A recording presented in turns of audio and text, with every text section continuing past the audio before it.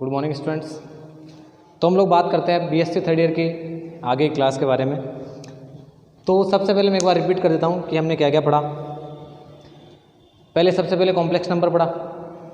Complex numbers क्या होते हैं, किस प्रकार के होते हैं, पहले उससे पहले हमने जानकारी ली नेचुरल नंबर के बारे में, प्राकृत संख्याएँ, पूर्ण संख्याएँ, सारी संख्याओं के बारे में जानकारी ली, परिमेय संख्याएँ, परिमेय संख्याएँ, वास्तविक संख्याएँ। ठीक है। उसके बाद हम लोगों ने बात की डिफरेंशिएबिलिटी के बारे में, अवकलनीयता के बारे में कि अवकलनीयता क्या होती है, उसका क्या फॉर्मूला होता है, इन सब के बारे में हमने बात की। फिर बात की एनालिटिक फंक्शन के बारे में, विश्लेषिक फलन। विश्लेषिक फलन क्या होता है, विश्लेषिक फलन क्या नहीं होता है, इसके बारे में हमने बात की। उसके बाद हमने बात की CR इक्वेशन, कॉची-रीमान समीकरण, और कॉची-रीमान समीकरण को हमने क्या किया, डिराइव भी किया। ठीक है, कहाँ से आया, कैसे आया, ये सब चीज़ें हमने बात की। अब अवकलनीयता में हमने थ्योरम पढ़ी थी क्या, every differentiable function are continuous but converse is not always true. मतलब प्रत्येक अवकलनीय फलन संतत होता है, पर प्रत्येक संतत फलन अवकलनीय हो ये जरूरी नहीं। ठीक है। फिर हमने बात की कि जो फंक्शन एनालिटिक होता है, जो फंक्शन क्या होता है, एनालिटिक यानी विश्लेषिक फलन होता है, वो CR इक्वेशन को सेटिस्फाई करता है, ये हमेशा ध्यान रखें। लेकिन अब हम लोग ऐसे भी सवाल पढ़ेंगे जो मतलब CR इक्वेशन को सेटिस्फाई करें, वो ज़रूरी नहीं कि एनालिटिक ही हो। एनालिटिक होने के लिए क्या होता है, कंडीशन क्या बताई थी कि एक तो क्या हो, डिफरेंशिएबल हो, और उसका यूनिक मान आए। क्या मान आए, यूनिक आए, हर जगह सेम मान आए, तो हम लोग उस फंक्शन को क्या कहेंगे, एनालिटिक फंक्शन है कहेंगे, विश्लेषिक फलन कहेंगे। तो हम लोग आगे क्लास के बारे में आज बात करते हैं।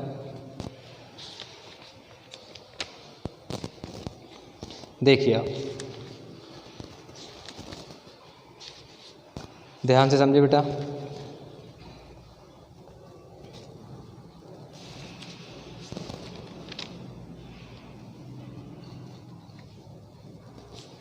कॉची-रीमान समीकरण हमने पढ़ी।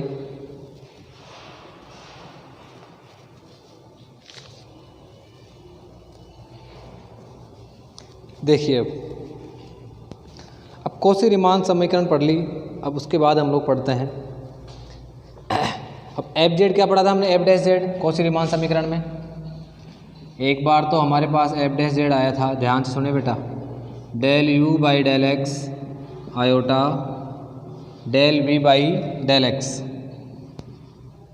ठीक है, del V by del y minus iota del U by del y, ये आया था। कैसे पता लगा, क्योंकि हमने बराबर भी किया था, del U by del x बराबर del V by del y, CR तो थी, del V by del x बराबर minus del U by del y. यानी F' की जगह मैं ये भी लिख सकता हूँ और ये भी लिख सकता हूँ।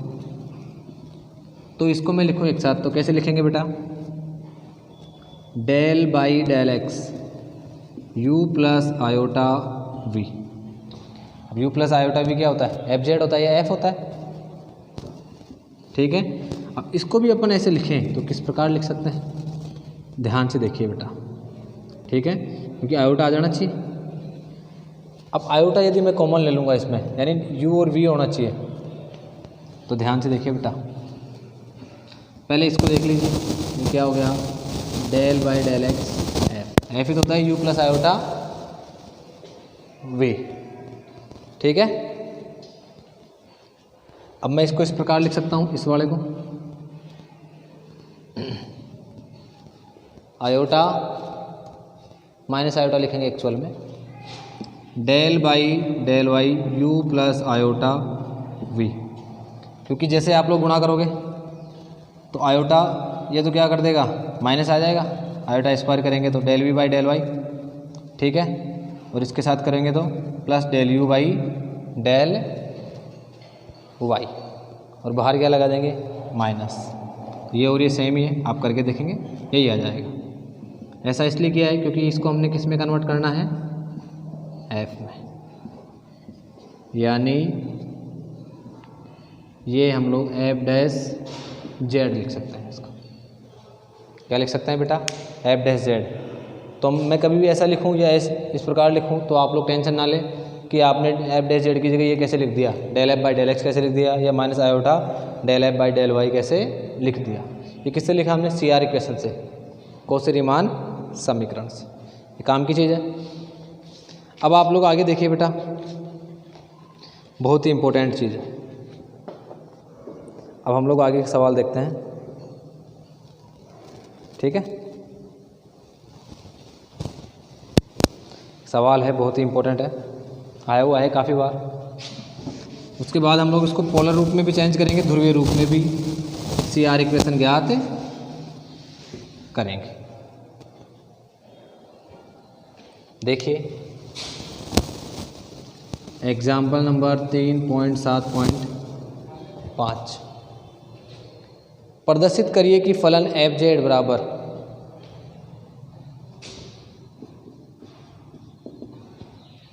बराबर मोड ऑफ एक्स वाई मूल बिंदु पर कौशी-रीमान समीकरणों को संतुष्ट करता है, परंतु इस बिंदु पर विश्लेषिक फलन नहीं है। ध्यान से समझे बेटा, बहुत इंपॉर्टेंट बात है। क्या कह रहा है कि यह क्या करता है, सी आर इक्वेशन को तो सेटिस्फाई करता है, लेकिन क्या नहीं है, ये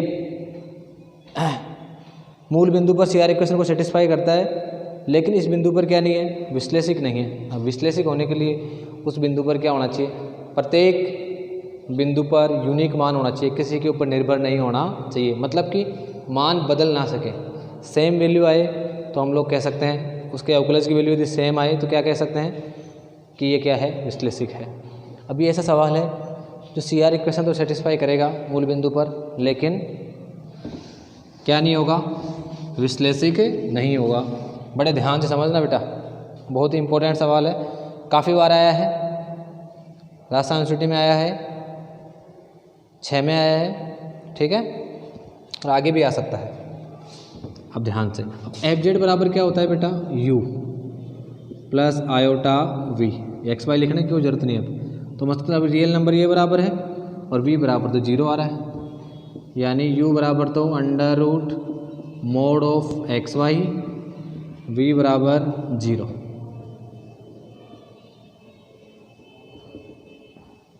प्रूफ, ठीक है। यू एक्स वाई लिख सकते हो आप लोग, इसको ऐसे भी लिख सकते हो, यू लिखो चाहे यू एक्स, क्योंकि यू किसका फलन होता है, एक्स वाई का, वी भी इसी प्रकार होता है। मैंने डायरेक्ट लिख दिया। अब पहले मुझे सी आर इक्वेशन सेटिस्फाई कराने के लिए क्या क्या चाहिए, del u by del x. C R equation क्या होती है बेटा, ध्यान से देखिए, C R equation del u by del x del v by del y, del u by del y minus del v by del x.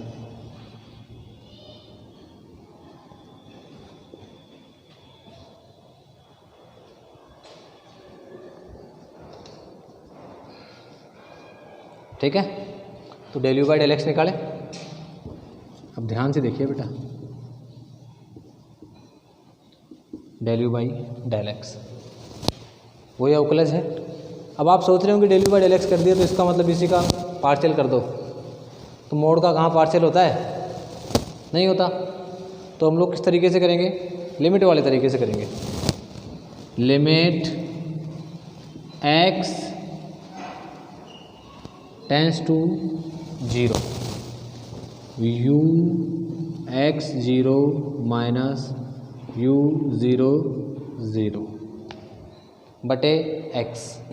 ऐसा क्यों किया, ध्यान से सुनिए। अब जैसे हम लोग पहले करते थे क्या, f z minus f z naught बटे z minus z naught, limit z tends to z naught f dash z naught. अभी किसके ऊपर करना है अपन, जीरो के ऊपर, तो x tends to zero.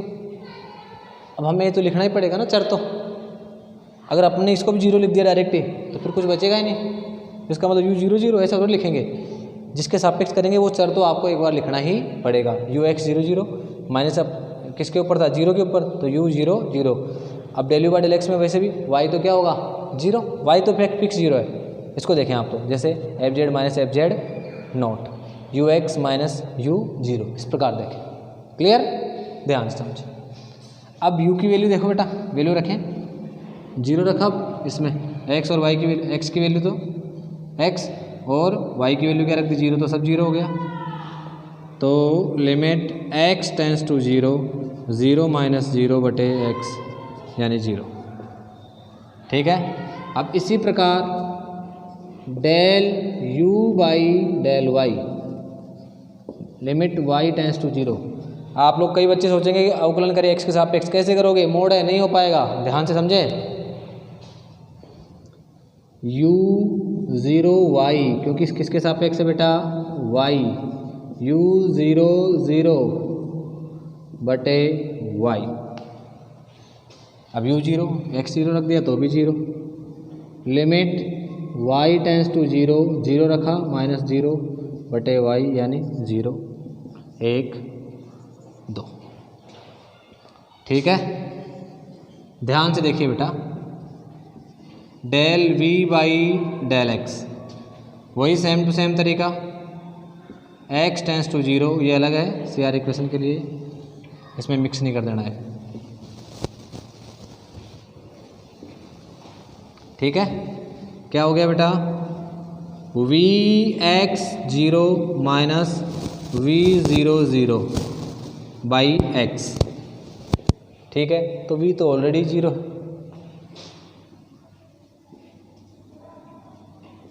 Zero minus zero बटे एक्स यानी ज़ीरो। समीकरण number 3, del v by del y, limit y tends to zero. ठीक है, कितना हो गया, v zero y minus v zero zero, कितना, वाई, राइट। कितना आया, वी जीरो वाई, जीरो रखा, limit y tends to zero, zero minus zero बटे y equals to zero, 4 by first second and third व फोर्थ से।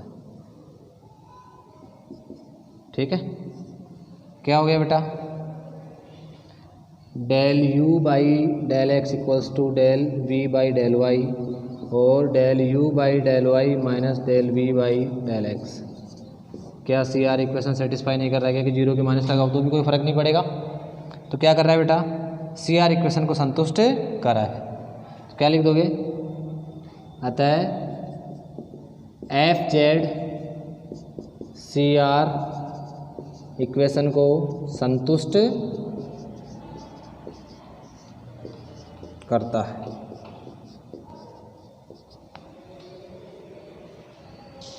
Clear, मिटाऊं, अब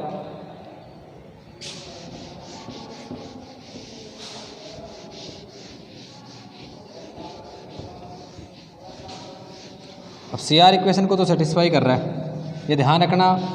जरूरी नहीं कि सी आर इक्वेशन को जो सेटिस्फाई करे वो विश्लेषिक ही हो, लेकिन जो विश्लेषिक होगा वो पक्का सी आर इक्वेशन को क्या करेगा, सेटिस्फाई करेगा। ठीक है, और विश्लेषिक का क्या मतलब होता है, विश्लेषिक का मान यूनिक होता है, उसके अवकलज का मान क्या होता है, यूनिक होता है, अद्वितीय होता है। तो अब लोग अब वही देखेंगे, किसके अवकलज का मान क्या होगा, यूनिक होगा, जीरो मूल बिंदु पर, है ना। वही अभी जो फॉर्मूला लिखा था मैंने बताया था f(z0) f(z minus z0) limit z tends to z0। तो अब ये f(0) लिमिट कितना हो गया z टेंस टू 0, ठीक है। f(z माइनस 0) z माइनस 0 यानी z, ठीक है। लिमिट z टेंस टू 0, ये मोड ऑफ xy f(0) करेंगे तो 0, ये कितना आ गया z। यहाँ तक कोई दिक्कत? अब z को क्या लिख सकते हो बेटा, x प्लस आयोटा y लिख सकते हैं, क्योंकि ये xy में, इसको भी xy में कन्वर्ट कर सकते हैं। Limit z tends to 0 mod x iota y x plus iota y। देखिए ये आ गया, ये xy आ गया। अब हम लोग इसको कन्वर्ट कैसे करेंगे? तो y बराबर क्या लिख सकते हो बेटा, mx लिख सकते हो। अब mx प्लस क्या लिख सकते हो, वैसे तो c लिख सकते हो। क्या लिख सकते हो, c। देखिए ध्यान से देखिए, y बराबर क्या लिख सकते हो, mx प्लस c। लेकिन z टेंस टू 0, इसका मतलब xy 0 है, तो जो क्या हो गया अंतःखंड, तो क्या हो जाएगा 0, यानी y बराबर कितना हो जाएगा mx लिख सकते हो। नहीं तो अब हल नहीं कर पाएंगे ना अपन। अब अगर ये किसी के ऊपर डिपेंड हो गया है ना, तो इसका मतलब यूनिक नहीं आएगा, अलग अलग मान हो सकते हैं। देखिए अभी आपको समझ में आएगा। कितना आ गया x y बराबर mx, x mx यानी y mx स्क्वायर, ठीक है, सॉरी mx हो गया, तो under root m x 1 plus iota x cut गया। Limit z tends to 0 m 1 plus iota m, किसके ऊपर डिपेंड आ गया m। अगर m की वैल्यू चेंज होगी तो इसका मान भी चेंज होगा, इसका मतलब यूनिक नहीं है यार।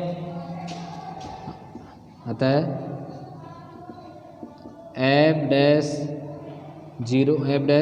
0 का मान m पर निर्भर करता है।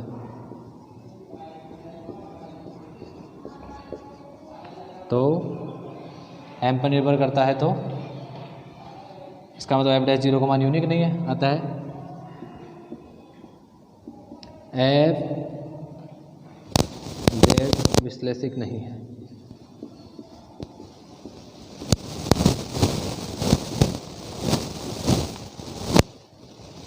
बात क्लियर हुई? ध्यान से समझो बेटा, ठीक है। अब विश्लेषिक की पर्याप्त प्रतिबंध, ये थोड़ा बड़ी थ्योरम है, मैं आपको ढंग से पहले हम लोग इनके ऊपर बेस्ड सवाल करेंगे और पोलर वाला देखेंगे, उसके बाद हम लोग ये देखेंगे, उसके बाद हम लोग थ्योरम देखेंगे, है ना। आप लोग ध्यान से समझें, ठीक है। अब आप लोग पहले इनको पढ़ेंगे, फिर हम लोग आगे बात करेंगे, ठीक है। आज के लिए इतना ही। हंसते रहिए, मुस्कुराते रहिए और घर पे बैठे बैठे देखते रहिए। पढ़ाई का नुकसान ना करें, नहीं तो फिर बाद में याद आएगी। अभी पता लग रहा है थर्ड ईयर में, नहीं तो फिर सारा कचरा साफ हो जाएगा।